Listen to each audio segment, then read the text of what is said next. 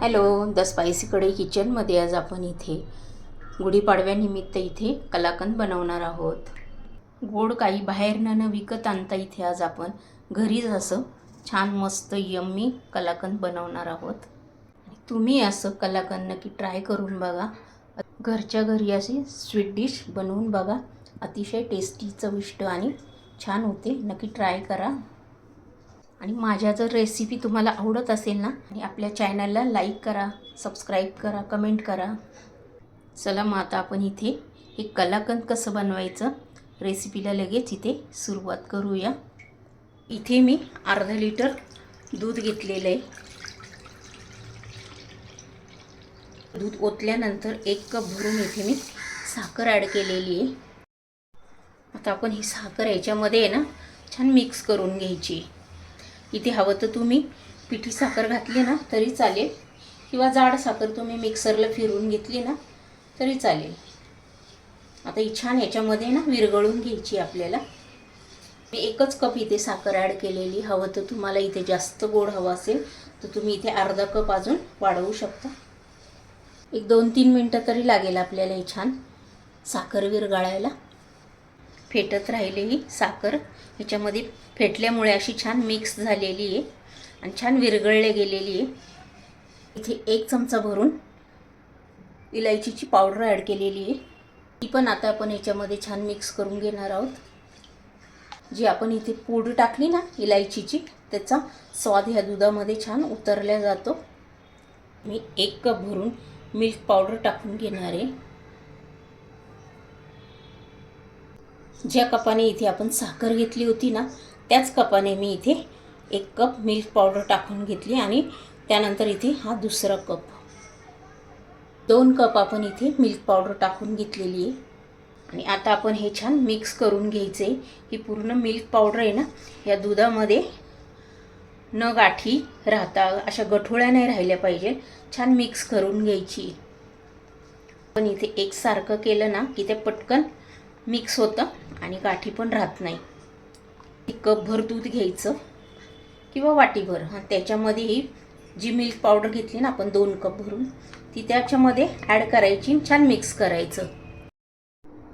इथे छान मिक्स झालेले, कुठल्या गठोळ्या किंवा गाठी राहिलेल्या नाही आहे चेक करायचं. राहिली असेल चुकून तर ते छान पुन्हा एकदा याच्यामध्ये मिक्स करून घ्यायचं आहे.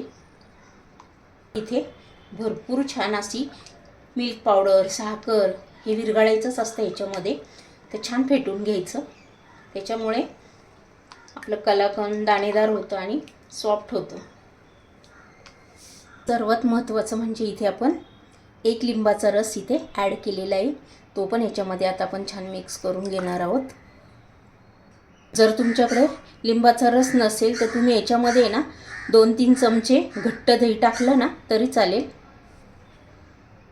पण लिंबू टाकला ना की आपलं कलाकंद आहे ना ते असं मस्त दाणेदार होतं, म्हणून आपण इथे लिंबू ॲड केलेला आहे.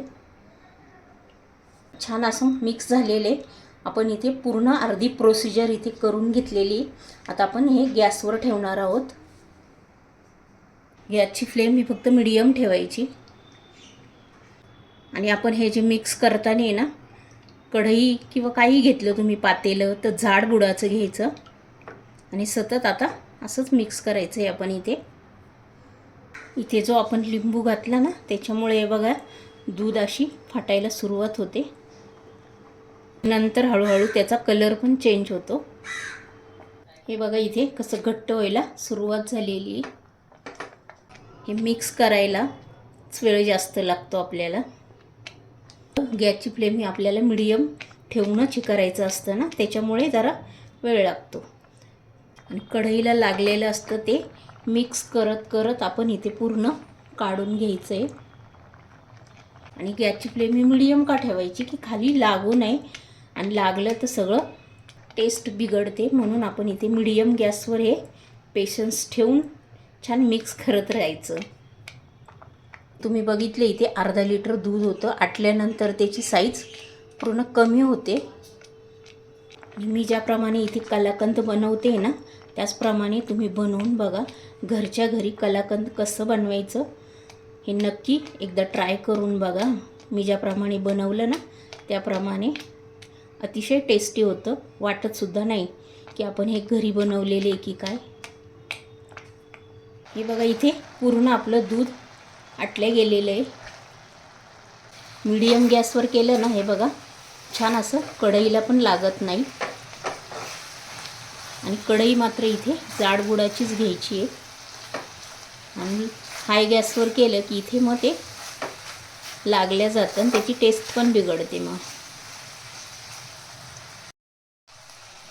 हे बघा इथे पूर्ण दूध याचं आटले गेलेलं आहे. असं दाणेदार इथे तयार झालेलं आहे. आता आपण गॅस बंद करूया. आता इथे आपण ताट घेतलेले त्याला थोडंसं तूप लावून घ्यायचं आणि हे पूर्ण मिश्रण आता ह्याच्यामध्ये मी ओतून घेते.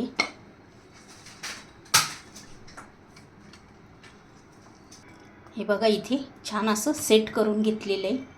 आता आपण हे इथे मी 1-1.5 तास असंच ठेवून देणार आहे. त्यानंतर इथे कट करणार आहे. आता इथे आपलं कलाकंद छान सेट झालेलं आहे. आता आपण कट करून घेऊया. ज्या साईजचं तुम्हाला इथे कट करून घ्यायचं आहे त्याच साईजचं इथे कट करायचं आहे. तुम्हाला इथे लहान मोठे जसे पीस हवे त्याप्रमाणे इथे कट करून घ्यायचं आहे. इथे तुम्ही सुरीने केले तरी चालेल. हे बघा इथे पूर्ण आपण कट करून घेतलेलं आहे. असंच इथे एकसारखं कट करून घ्यायचं आहे. हे बघा इथे तुम्ही बघू शकता छान असं दाणेदार आपलं इथे कलाकंद तयार झालेलं आहे. परफेक्ट असंच करून घ्यायचं इथे. आता आपण ह्या कलाकंदवर आहे ना थोडासा पिस्ता असा टाकून घेणार आहोत. असा बारीक करून घ्यायचा पिस्ता. तो इथे असा थोडा टाकून घ्यायचा. छान वाटतं दिसायला, छान दिसतं ते. हे बघा इथे सर्व पिस्ता असा मी टाकून घेतलेलं आहे. इथे आपलं कलाकंद तयार झालेलं आहे. तुम्हाला जर ही माझी रेसिपी आवडली असेल तर पटकन लाईक करून घ्या.